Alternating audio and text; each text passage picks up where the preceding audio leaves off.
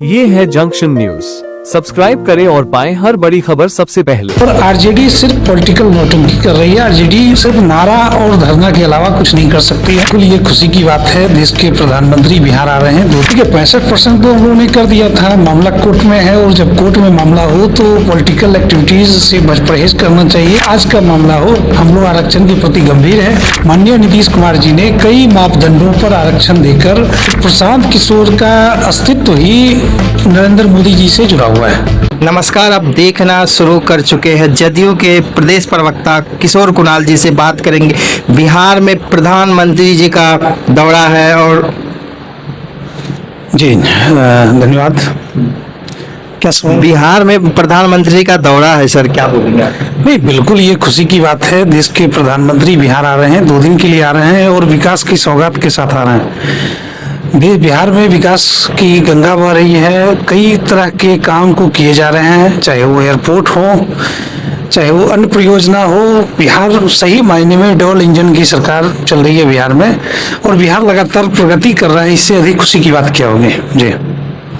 आरक्षण को लेके आरजेडी धरना पे बैठे हुए हैं, उसको 65% आरक्षण की मांग कर रहे हैं।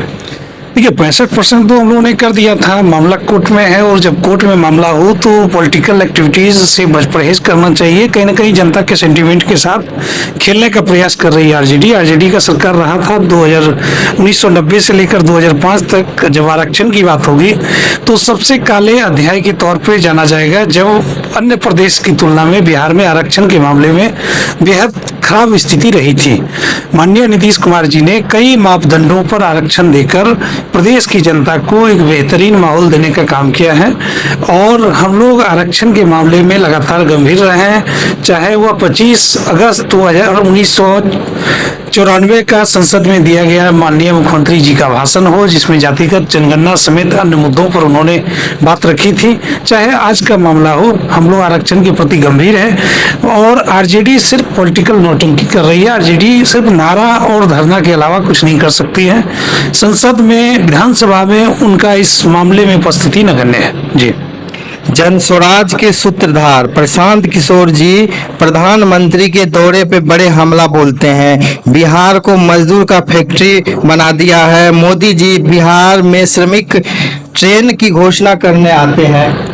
देखिए जन स्वराज के सूत्रधार कौन सा पॉलिटिकल पद है, अभी तक हम लोग समझ नहीं पाए हैं कि इंडियन पॉलिटिकल सिस्टम में निर्वाचन आयोग के किस नियमावली में सूत्रधार भी कोई पद है। खैर जो भी हो, अभी ये समझ ले कि प्रशांत किशोर का अस्तित्व ही नरेंद्र मोदी जी से जुड़ा हुआ है।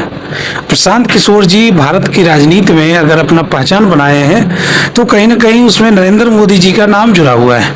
अब वो जो भी बोल रहे हैं, चुनाव से पहले उनका स्टेटमेंट सुनिए, आज का स्टेटमेंट सुनिए, और जब 2014 की बात करें, जब वो ब्रांडिंग कर रहे थे, उस समय की बात को देखिए, तो आप देखेंगे तो प्रशांत किशोर का कोई पॉलिटिकल अस्तित्व ही नहीं है।